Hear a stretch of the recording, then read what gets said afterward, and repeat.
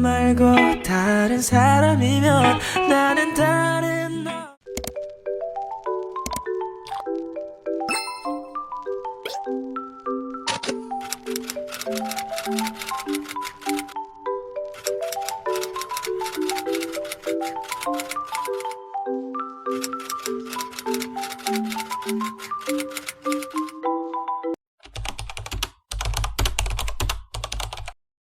Pada tanggal 9 Oktober 1945, di bawah pimpinan T.E.D. Kelly, pendaratan tentara Inggris diikuti oleh pasukan Sekutu dan Nica yang dipersiapkan untuk mengambil alih pemerintahan. Kedatangan tentara Sekutu dan Nica ternyata memancing berbagai insiden yang terjadi di hotel yang terletak di Jalan Bali, Kota Medan, Sumatera Utara pada tanggal 13 Oktober 1945. Saat itu, seorang penghuni merampas dan menginjak-injak lencana merah putih yang dipakai pemuda Indonesia. Hal ini mengundang kemarahan pemuda Indonesia. Pada tanggal 13 Oktober 1945, barisan pemuda dan TKR bertempur melawan Sekutu dan Nica dalam upaya merebut dan mengambil alih gedung-gedung pemerintahan dari tangan Jepang. Inggris mengeluarkan ultimatum kepada bangsa Indonesia agar menyerahkan senjata kepada Sekutu. Ultimatum ini tidak pernah dihiraukan. Pada tanggal 1 Desember 1945, Sekutu memasang papan yang bertuliskan Fixed Boundaries Medan Area atau batas resmi wilayah Medan di berbagai pinggiran kota Medan.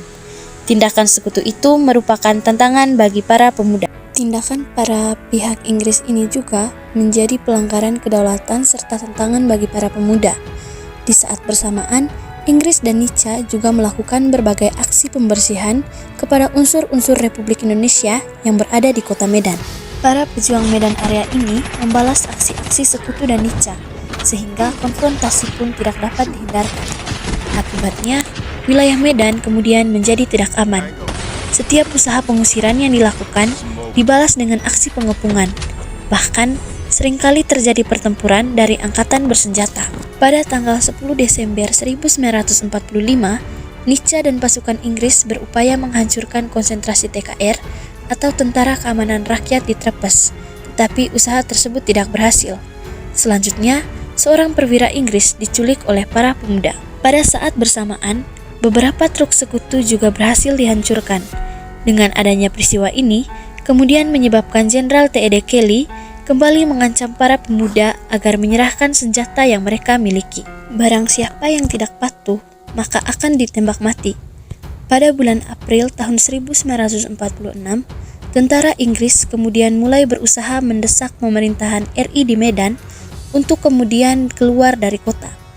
Gubernur, markas divisi TKR, serta wali kota RI akhirnya dipindahkan ke Pematang Siantar. Dengan demikian, Inggris berhasil menguasai kota Medan. Pada tanggal 10 Agustus 1946, di tebing tinggi, diadakanlah suatu pertemuan komandan-komandan pasukan yang berjuang di Medan Area. Pertemuan ini akhirnya menghasilkan pembentukan suatu komando yang bernama Komando Resimen Laskar Rakyat Medan Area dan dibagi menjadi 4 sektor yang dibagi lagi juga menjadi 4 subsektor. Setiap sektor berkekuatan 1 batalion. Laskar komando ini juga berkedudukan di Sudi Mengerti Trepes. Di bawah komando baru inilah perjuangan di Medan Area kemudian diteruskan.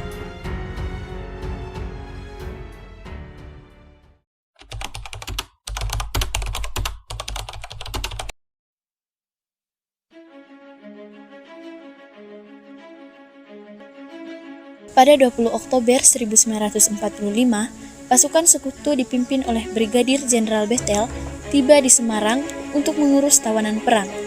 Pasukan Nica yang membonceng pasukan Sekutu mempersenjatai para tawanan perang Jepang. Pada 26 Oktober 1945, pertempuran terjadi antara pasukan Sekutu dengan Tentara Keamanan Rakyat. Pada 2 November 1945, Presiden Soekarno tiba di Magelang dan segera melakukan perundingan dengan Brigadir Jenderal Bethel untuk menghentikan pertempuran.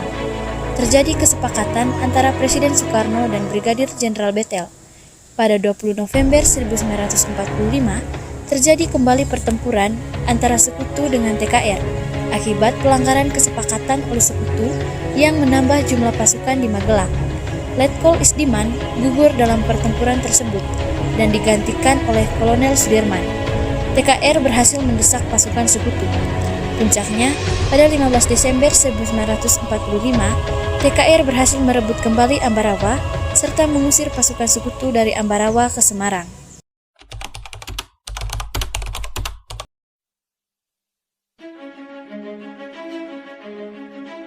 Pada 25 Oktober 1945, pasukan sekutu mendarat di Surabaya di bawah pimpinan Brigadir Jenderal AWS Malabi dengan tujuan utama melepaskan para tawanan perang Jepang. Pasukan sekutu menyebarkan pamflet yang meminta agar rakyat Surabaya menyerahkan senjata yang telah dirampas dari pasukan Jepang. Pada 27 Oktober 1945, pasukan sekutu merebut instansi-instansi penting.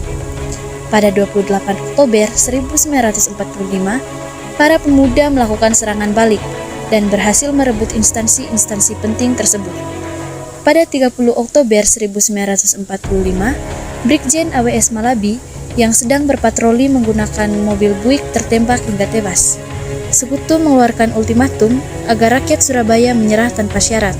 Bung Tomo berpidato dengan semangat berapi-api, membakar semangat juang TKR dan rakyat Indonesia. Pertempuran berlangsung selama 3 minggu. Meskipun banyak korban jiwa, tetapi kota Surabaya berhasil dipertahankan.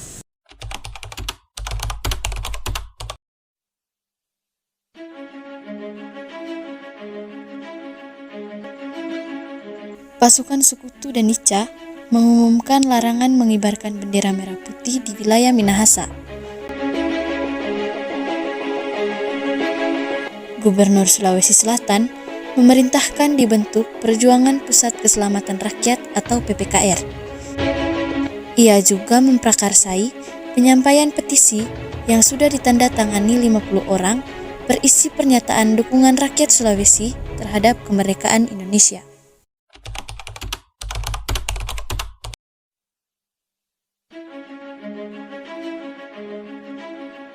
Pada 12 Oktober 1945, pasukan sekutu yang diboncengi Nica tiba di Bandung. Kemudian, menuntut semua senjata yang telah dilucuti itu diserahkan kepada sekutu. Pada 21 November 1945, TKR dan para laskar perjuangan melakukan serangan di Hotel Homan dan Hotel Preangar. Sekutu mengultimatum agar Bandung Utara segera dikosongkan dari penduduk Indonesia, termasuk TKR. Pada 23 Maret 1946, Sekutu kembali mengeluarkan ultimatum. TRI mengeluarkan strategi bumi hangus. Bandung Selatan akhirnya berhasil dikosongkan dari penduduk dan TRI, sementara kota Bandung masih menjadi lautan api.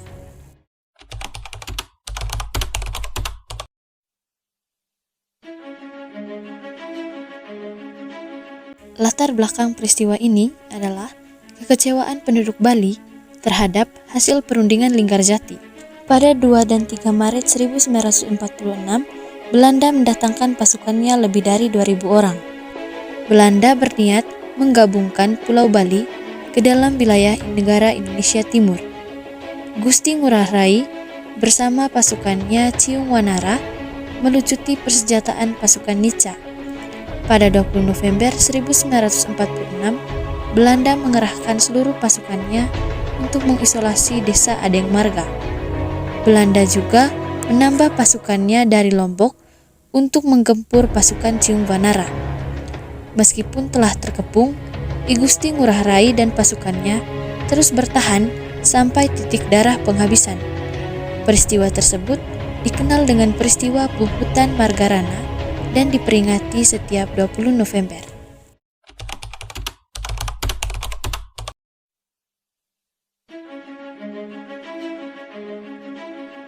Setelah proklamasi, berbagai daerah di Indonesia, termasuk Makassar, berusaha untuk mempertahankan kemerdekaan dari kolonialisme Belanda yang berusaha kembali menguasai Indonesia. Pada awal tahun 1946, ketegangan meningkat antara pemerintah Republik Indonesia dan Belanda. Belanda mulai mengirimkan pasukan ke Indonesia untuk menguasai daerah-daerah strategis. Pada April 1946, rakyat Makassar mulai melakukan aksi perlawanan secara sporadis. Mereka menolak pengembalian kekuasaan Belanda dan berusaha mempertahankan hasil proklamasi kemerdekaan.